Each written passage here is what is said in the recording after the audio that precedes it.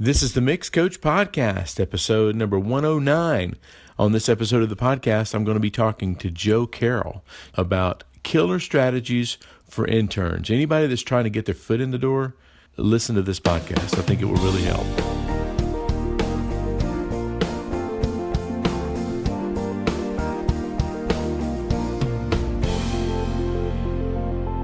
Okay, this episode of the podcast is not quite as long as some of the other episodes of the podcast, but the information in here from Joe and, some experience that I've had with interns, I really think that if you're looking to get your foot in the door of a major recording studio or just a producer, you should take a listen to this podcast. There's some really good information. I know that I've had interns in the past, like I say in the show, it feels like I'm babysitting them. Like I've even had some fall asleep on my couch.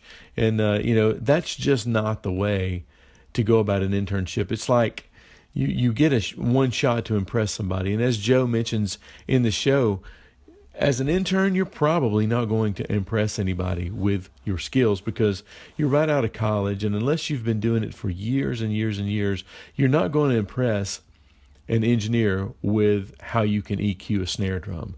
I mean, they've seen it all, and everybody has their own taste. But what you can do is in this show. So check it out. It's a very simple thing you can do, but it's something that's very effective if you can do it. Now, this podcast, just so you know, got cut off just a little bit too short because my father-in-law just passed away recently, and we were in Alabama when we recorded this, and it was a real chaotic, stressful time, but I wanted to get together with Joe and talk about this stuff, and I had to abbreviate it just a little bit. So stay tuned for future episodes of Joe and I talking about this exact subject, just some other strategies that you can use as an intern, or not even an intern, somebody that's just really wanting to get in the studio. This is the way to do it. We're going to tell you some more ways in upcoming episodes. But until then, enjoy this awesome killer strategy for getting your foot in the door and really impressing somebody that you want to impress. What's up, Joe Carrell?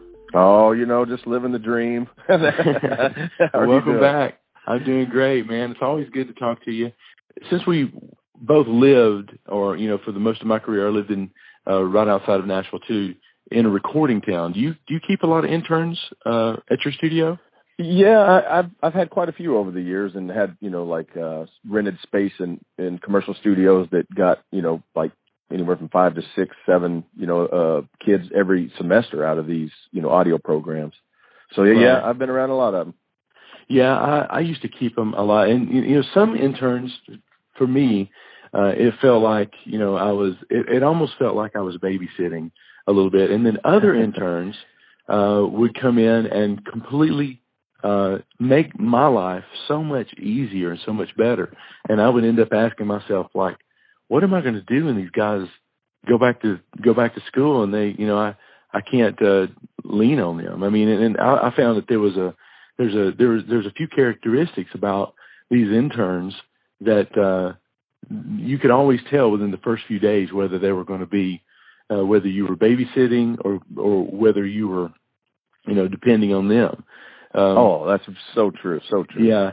And as a matter of fact, some of the best interns that I have had back through the years, some of those guys are still working for me today. I mean, like years later. I mean, that's what an impact they made on me. So what if we devoted this podcast to helping people who are in internships to figure out how they can nail it? I would love to. I think that's, we could talk about that for 3 hours. Let's do it. Well, maybe not 3 hours, but but there's that much data that we could spill. But yeah, let's hit some high points in that. Well, I mean, so what's one thing? What's one of the first quick wins that you got a good intern? Man, the first one that comes to my mind is just life in general. Like, this goes for any job, but be on time, be punctual. If you've got an internship at a commercial studio or a private residence, or commercial studio for private studio for a young engineer or whatever. If you're supposed to be there at 10, be there by 10. Never be late. Never be late. That right. That makes a real impact in the way you right. see somebody. It really does. It really speaks volumes. I mean, I've had interns that I would have to call and say, "Hey, were you coming by today?" "Oh yeah, I'm still in class." And I'm like, well, that's always an indicator to me. Well, if you can't communicate that you're going to be a little bit late, I mean, how can I depend on you for this sort of thing? So, being punctual, and I would even say, being a little bit early, because yes. it speaks volumes about how anxious you are to learn. And one other thing I can mention too, right here is, and I tried, I did some training videos for my interns, and one of the first things I said, don't come in the door waiting for me to give you something to do. Come in the door looking for something that needs to be done. And I said, you don't have to look any further than, if there's water bottles sitting out, or, if people are in there singing, or if somebody even mentions Starbucks, you should be ready to go for a run, go for a run to Starbucks. I mean, kind of, be ready to look for something when you walk in the door. Don't just pop down on the couch and wait for somebody because that speaks so loud as how prepared you are to be, prepared for being an intern. So that's true. I was going to say, Kevin, people, because we all do it, we form opinions on people really early. Yeah. So, that first week that you're, with an established engineer or studio or whatever, there's no room for error. There's just really not. And I don't mean to say that to scare you. It's just the common sense stuff, about being punctual. And another one, Kevin, for me is, and you started hitting it on it a little bit right there, but the way I approached my career, I just think it's the way I was taught, from my mom first and foremost, but I know how positively it's affected my career and my advancement. And when I see it in other young guys, I know, I mean, you can almost guarantee that this kid is going somewhere. And that's being a servant to people. I know it. Why would I want to do that? Well, people like humility first and foremost. Right. But never, always look for an opportunity to hold the door open for somebody. Always. And man, I would put that in all of life. I really would. Absolutely. But always look for a chance to get somebody a cup of coffee. And that's what got me to thinking about that when you said it. If you're in a mix room, if you get a chance to sit in a mix room with somebody and the gear rack behind them or whatever is where they keep their water, and they turn around and chug it down, finish it off, and they turn right back to work, go to the lounge, get another water bottle, and set it in a full one in that exact same spot. Right. You may think, well, how would he even know? Trust me, that stuff gets noticed. It leaps and bounds. It's loud. I did a series of posts on this, on something similar to this, and one of the things I told my interns was, a lot of people have these grandiose scenarios in their mind where they walk into a studio and they sit down and mix, and people say, "Wow, I didn't know you could mix that well. We should let you mix our next gold record." And a lot of, and I love, my imagination is as vivid as anybody's.